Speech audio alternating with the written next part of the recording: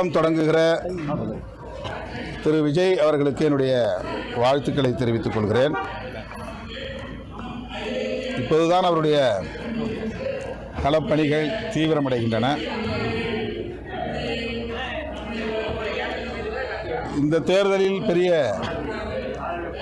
தாக்கத்தை ஏற்படுத்துமா என்ற கேள்வி பலராலும் எழுப்பப்படுகிறது.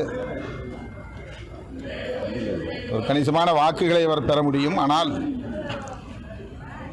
திராவிட முன்னேற்றக் கழகத்தின் தலைமையிலான எங்கள் மதசார்பற்ற முற்போக்கு கூட்டணியின் வெற்றியில் எந்த பாதிப்பையும் ஏற்படுத்துவதாக அது இருக்காது என்று நான் நம்புகிறேன். தமிழகத்தில் இன்றைக்கு ஒரு அணி வடிவமாக இருக்கிறது, வலுவாக இருக்கிறது என்றால் அது திமுக தலைமையிலான மதசார்பற்ற முற்போக்கு கூட்டணி தான்.